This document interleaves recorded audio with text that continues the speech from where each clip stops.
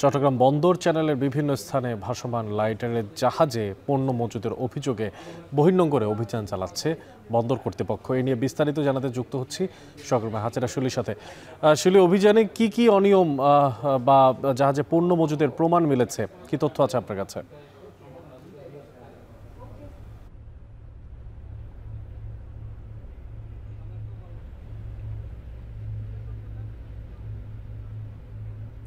অনেক এখন পর্যন্ত দুটি জাহাজে তারা চেক করেছেন। এর মধ্যে একটি ছিল পাথরের জাহাজ এবং আরেকটি ছিল সিমেন্ট ক্লিংকারবাহী জাহাজ।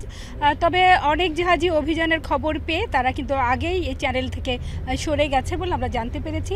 তো দুটো জাহাজের মধ্যে একটি ছিল এমভি বসুন্ধরা এবং সেই জাহাজটিতে তারা কাগজপত্র পরীক্ষা করেছেন যে জাহাজটি কত দিন ধরে এখানে অবস্থান করছে এবং জাহাজে আসলে পণ্য আছে কিনা বা কী অবস্থায় আছে, এবং তারা অগ্নি নিরাপত্তা ব্যবস্থাও সেই সাথে পরীক্ষা করেন। তবে জাহাজটিতে কোনো সিমেন্ট ক্লিংকার ছিল এবং অনেকটুকুই তারা খালাস করে ফেলেছে।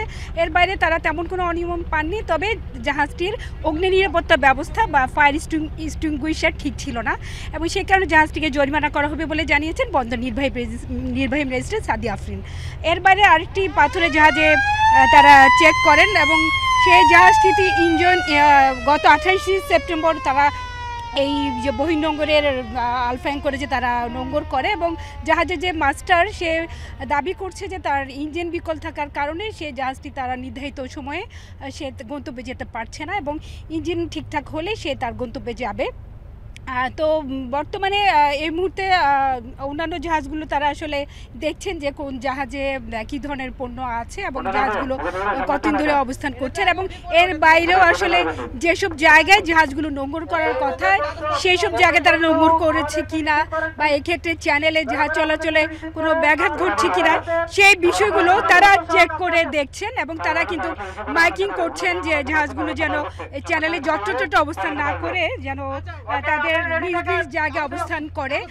তো বর্তমানে দুটি জাহাজ পরিচালনার পর তারা আসলে ফিরে যাচ্ছেন এবং যাওয়ার পথে যদি কোনো অনিয়ম দেখতে পান তারা সেই জাহাজগুলোতে অভিযান পরিচালনা করবে এবং তারা বলছেন যে অনেক সময় দেখা যায় আসলে অসাধু আমদানিকারকরা বহির্নোঙরে বা লাইটার জাহাজে গুদাম করে পণ্যের মূল্য বাড়ানো বা কৃত্রিম সংকট সৃষ্টির চেষ্টা করে। তাই তাদেরকে একটি বার্তা দিতে এবং তারা যেন বেশি সময় এখানে অবস্থান না করে এবং দ্রুত যেন পণ্য খালাস করে, সে কারণে এই অভিযান এবং এই অভিযানে কোস্টগার্ড বন্দর নিরাপত্তা বিভাগের কর্মকর্তারা সহায়তা করছেন। তো অনেক এই ছিল আমার কাছে এখনকার মতো সবশেষ।